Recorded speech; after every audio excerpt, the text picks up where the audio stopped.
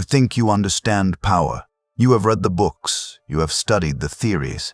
You have watched the documentaries about billionaires and political masterminds. You believe that if you just work a little smarter, network a little harder, or develop one more skill, you will finally break through to the level where the real players operate. But let me tell you something that will either liberate you or devastate you. The elite do not stay on top because they are smarter than you. They do not maintain their position because they work harder. They do not hold the keys to the kingdom because they possess some secret knowledge hidden in ancient texts. The elite stay on top because they understand something that you have been deliberately trained to ignore. They understand the architecture of power itself. And more importantly, they understand that power is not a quality you possess. It is a position you occupy. This is Machiavelli's law of position, and once you see it, you cannot unsee it. The world will never look the same again. Let me start with a story that will make this concrete. Imagine two men. The first man is brilliant. He has 3 degrees from prestigious universities. He speaks 4 languages. He works 16-hour days. He has skills that 99% of the population could never master. He earns a good salary. He is respected in his field. By every conventional measure, he is successful. Now imagine the second man. He is average. He barely graduated from a state school. He works maybe 20 hours a week. His actual skills are unremarkable. But here is what makes him different. He owns the company where the first man works. The second man makes more in a month while he sleeps than the first man makes in a year while grinding himself into dust. The question that haunts the first man, the question that might be haunting you right now, is why? Why does the universe reward mediocrity and punish excellence? Why does the lazy man win while the brilliant man suffers? The answer is not about fairness. The answer is about position. The first man occupies the position of the executor. The second man occupies the position of the owner. The executor, no matter how brilliant, is trapped in a cage of linear returns. 1 hour of work equals 1 unit of pay. If he stops working, the money stops flowing. He is a human hamster on a wheel that never stops spinning. The owner exists in a completely different dimension of reality. He has positioned himself at a structural choke point where value must flow through him. He does not trade time for money. He has built a machine that extracts value automatically. His wealth accumulates whether he is awake or asleep, whether he is working or on vacation, whether he is sober or drunk. This is not a moral judgment. This is a mechanical observation. The elite understand that wealth is not a reward for virtue. Wealth is a consequence of position. And they have spent centuries, generations, entire dynasties perfecting the art of occupying and defending the high ground. Machiavelli wrote The Prince in 1513, but his insights into power are more relevant today than ever. He understood something that modern society desperately tries to hide from you. He understood that the world is not governed by the rules they teach you in school. The world is governed by position, leverage, and strategic necessity. Machiavelli looked at power the way an engineer looks at a bridge. He did not care about whether the bridge was beautiful or moral. He cared about whether it would stand. He cared about load-bearing capacity, structural integrity, and points of failure. When he analyzed princes and kingdoms, he was not asking who deserves to rule. He was asking who is positioned to rule and how can that position be maintained. This is the lens we must adopt if we want to understand why the elite stay on top while everyone else stays busy. Let me give you the framework that changes everything. There are 3 types of people in the world. There are the masses, there are the strivers, and there are the architects. The masses do not even know the game exists. They wake up, they go to work, they come home, they watch television, they go to sleep. They repeat this cycle until they die. They are not players. They are the board itself. They are the terrain that others walk across. The strivers know the game exists. They are trying to win. They read the self-help books. They take the courses. They hustle and grind. They believe that if they just optimize themselves enough, if they just become good enough, the system will reward them. They are playing the game, but they are playing it with the wrong map. They think the game is about effort. They think the game is about merit. They are wrong. The architects understand that the game is not about playing harder. The game is about changing the rules. The game is about positioning yourself so that the system works for you instead of you working for the system. The elite are architects. They do not compete. They create monopolies. They do not work for money. They make money work for them. They do not climb the ladder. They own the building. Here is what they know that you do not. Power is not evenly distributed. Power pools in specific locations. Think of the world as a landscape with hills and valleys. Water flows downhill. It accumulates in the low places. Effort is like water. If you are standing in the valley, you can work as hard as you want, but you are just splashing around in the puddle with everyone else. The person standing on the hill does not need to work hard. Gravity does the work for them. Everything flows to them naturally, automatically, inevitably. This is why the elite obsess over position. They are not trying to be the best. They are trying to be the only. They are not trying to win the competition. They are trying to eliminate the competition by occupying a position that cannot be challenged. Let me show you how this works in the real world. Consider the structure of a modern industry. Any industry. Let us say you want to get rich in the coffee business. The masses work at the coffee shop. They make $12 an hour. They trade their time and energy for a wage. If they do not show up, they do not get paid. Their position is replaceable. There are 10,000 people who could do their job. The strivers open their own coffee shop. They think they are escaping the system. They work 80 hours a week. They pour their savings into the business. They stress about rent, inventory, employees, health inspections. They have bought themselves a job, not a business. They are still trading time for money. They are just doing it with more risk and more responsibility. Their position is slightly better, but they are still in the valley. They are still competing with 10,000 other coffee shops. The architects do something completely different. They do not make coffee. They do not serve coffee. They position themselves at the choke point. They own the real estate where the coffee shops must lease space. Or they own the supply chain that provides the beans. Or they own the payment processing system that every coffee shop must use to accept credit cards. Or they own the app that customers use to find and order from coffee shops. Do you see the difference? The architect is not in the coffee business. The architect is in the position business. They have placed themselves at a structural point where value must flow through them. Every transaction that happens downstream generates a small fee that flows upstream. They do not need to work harder. They do not need to make better coffee. They just need to maintain their position. And once that position is secured, the money flows automatically. This is what Machiavelli meant when he talked about the difference between princes who gain power through their own arms and those who gain it through fortune. He was not making a moral distinction. He was making a structural observation. If your power depends on your personal effort, your power is fragile.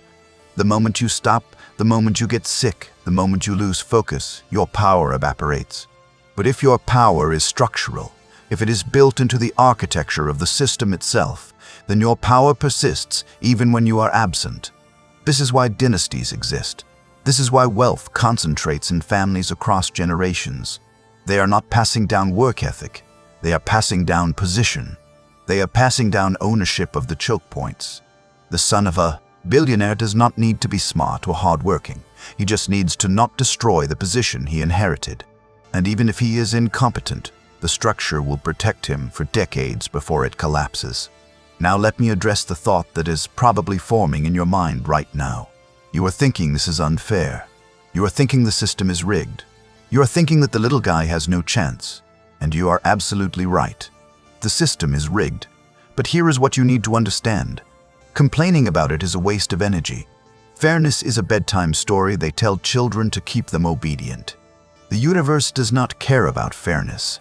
The market does not care about fairness. Power does not care about fairness. You have two choices. You can spend your life crying about the injustice, or you can learn the rules of the game and play it better than the people who are currently winning. The elite stay on top because they accept reality as it is, not as they wish it to be. They do not waste time moralizing. They spend their time strategizing. Let me show you the specific mechanisms the elite use to maintain their position. This is where it gets tactical. The first mechanism is information asymmetry. The elite know things before you know them.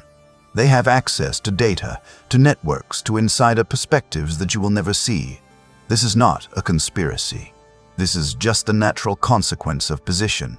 If you are standing on the hill, you can see the entire landscape. You can see the storm coming before it arrives. You can see the opportunity before the crowd notices. If you are standing in the valley, your view is blocked. By the time you see the storm, you are already drowning. The elite use this information advantage to move first. They buy the asset before the price goes up. They sell before the crash.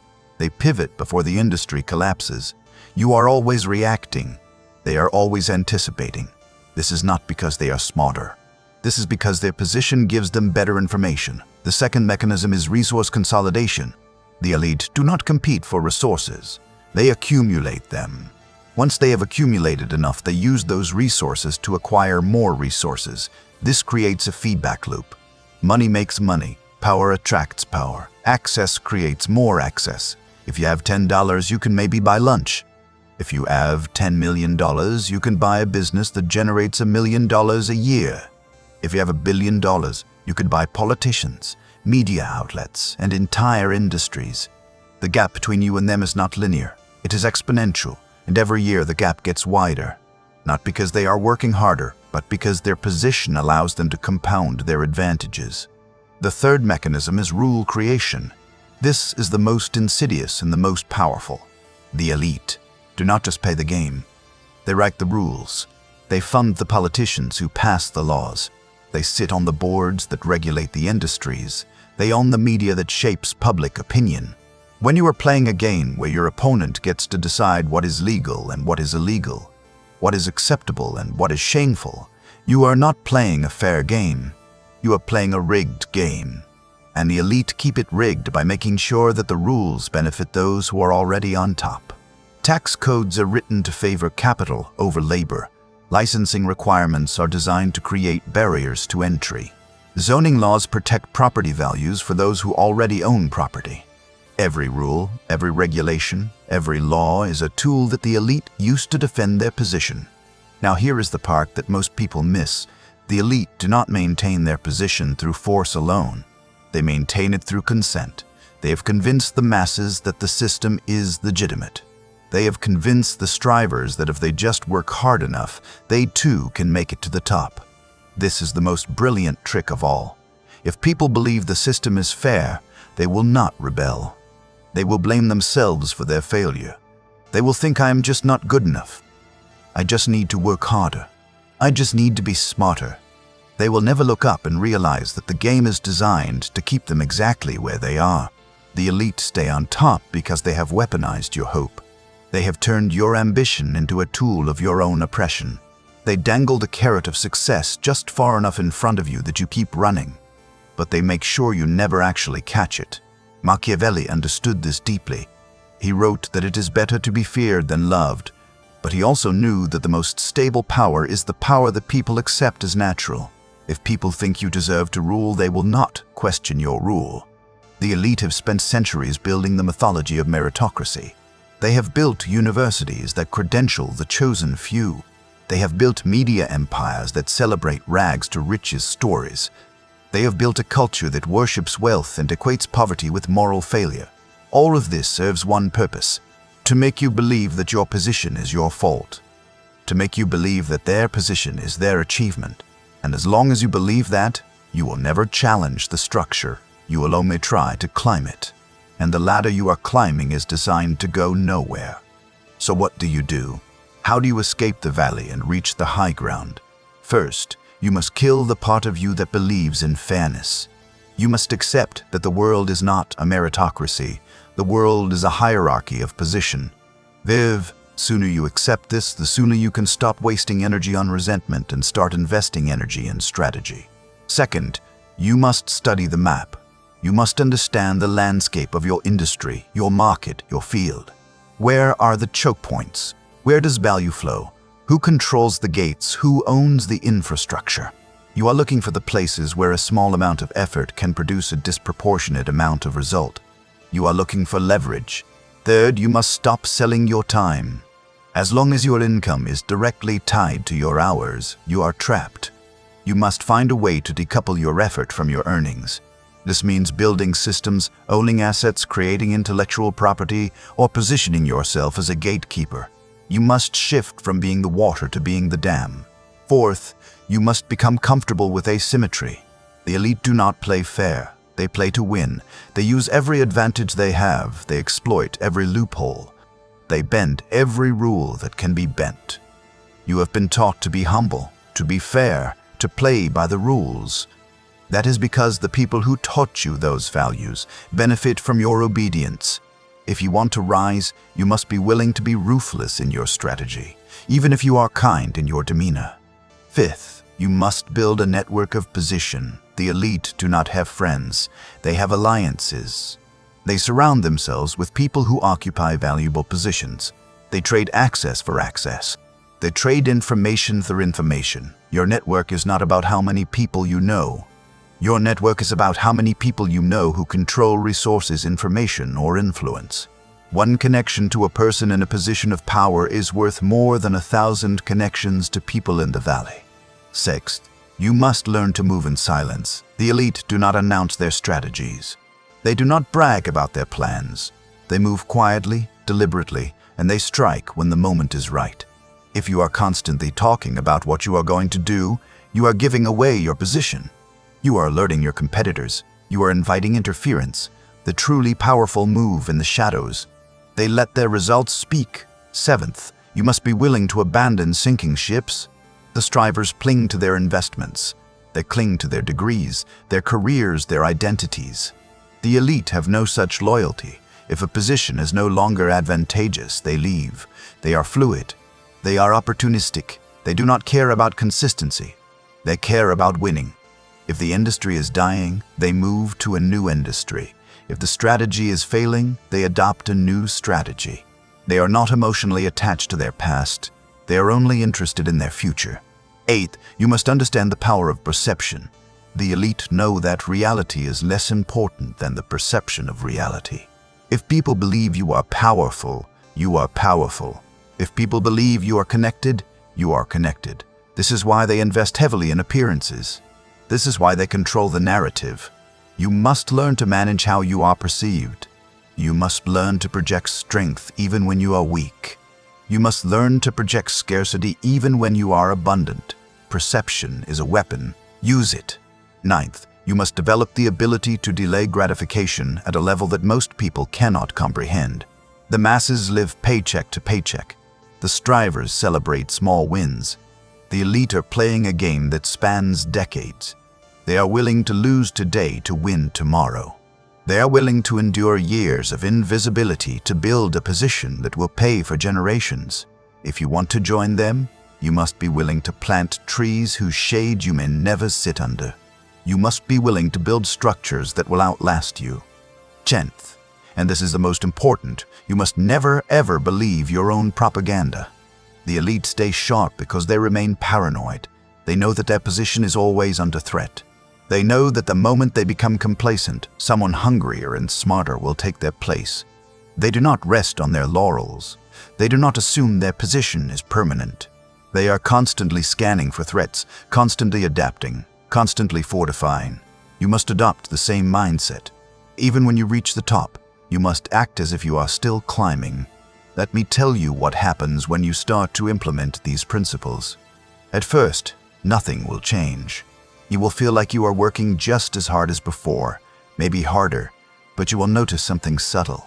You will notice that your effort is starting to compound.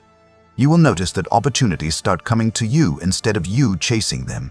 You will notice that people start treating you differently. They will sense that you are no longer playing the same game they are playing.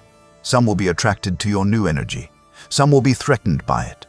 This is natural. As you rise, you will lose friends. You will lose people who are comfortable with you being at their level. This is the price of ascension. Pay it gladly. The people you lose were anchors. The people you gain will be engines. You will also notice that the world starts to make sense in a way it never did before. The confusion will lift. You will see the patterns. You will see why certain people succeed and others fail. You will see why certain industries thrive and others collapse. You will see the invisible architecture that holds the world together, And once you see it, you will be able to navigate it. You will stop being a passenger in your own life. You will become the driver. This is the gift of Machiavellian thinking. It is not about becoming evil. It is about becoming awake. It is about seeing the game clearly so that you can play it effectively. But let me also give you a warning. Once you start playing this game, you cannot go back. Once you see the world through the lens of position and power, you cannot unsee it. You will lose your innocence. You will lose your naivety. You will lose the comforting belief that the world is fair and that good people are rewarded. Some people cannot handle this. Some people would rather live in the illusion. If that is you, stop here. Go back to your life. Pretend you never read this. But if you are still with me, if you are ready to see the world as it truly is, then understand this. The elite stay on top because they have mastered the law of position. They have learned to occupy the high ground and defend it ruthlessly. They have learned to build systems that work for them. They have learned to play the long game. And most importantly, they have learned to do all of this without announcing it. They let the masses believe in fairness. They let the strivers believe in hard work. And while everyone else is busy believing, they are busy positioning. You now have the map. You now understand the game. The question is, what will you do with this knowledge? Will you go back to the valley and complain about the people on the hill? Or will you start climbing? The elite are not superhuman. They are not blessed by the gods. They simply understand something that you are only now beginning to grasp. They understand that power is not a trait. Power is a location. And if you want power, you must move to where power lives. You must stop trying to be the best and start trying to be the only. You must stop competing and start dominating. You must stop working in the system and start building your own system. This is the path. It is not easy. It is not fast. But it is the only path that leads to the top. The elite stay on top because they guard the gates. They control the access. They own the infrastructure. And they have convinced everyone else that this is just how the world works. But now you know the truth. Now you know that the game is rigged, but the game can be played. Now you know that position is everything. So the only question left is this: where are you going to position yourself? And how long are you willing to wait to get there? Because the people at the top, they are not going anywhere. They are dug in. They are fortified. And they are counting on you to stay exactly where you are. Prove them wrong.